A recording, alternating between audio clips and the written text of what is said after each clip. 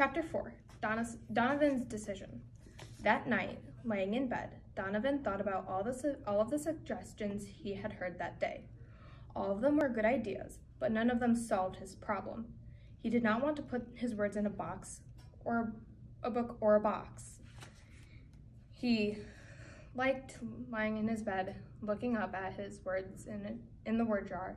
It made him feel good to know that he collected all of them. Donovan realized that it wasn't going to be an easy problem to solve.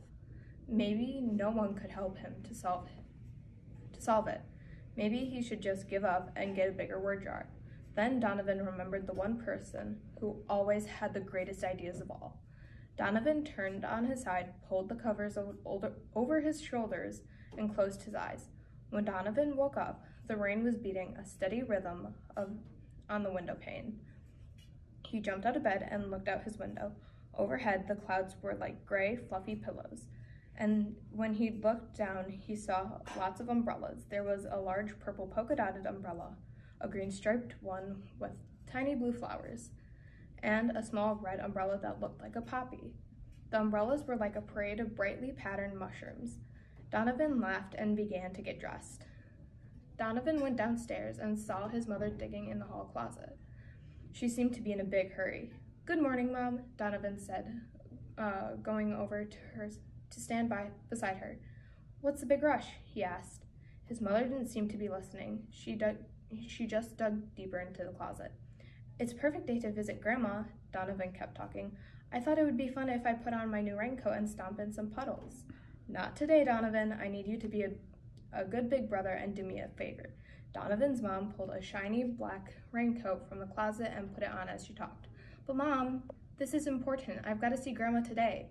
"Honey," she said, buttoning up her coat, "you're going to have to do your something important later in the day. Nikki has a terrible cold, and I want her to stay in bed." "I thought Dad was going to be home today." Donovan really wanted to see his grandmother. "He is, but your father is down in the basement working on the sign for his shop. He can't have any interruptions. He needs peace and quiet so that he can concentrate," Donovan's mom said firmly.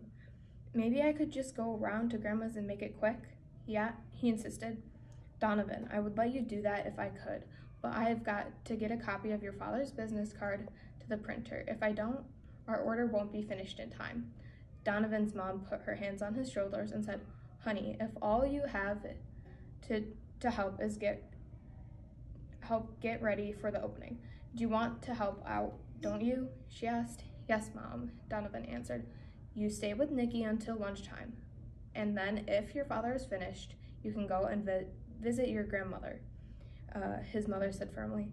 She picked up her big canvas bag and green umbrella and headed for the front door.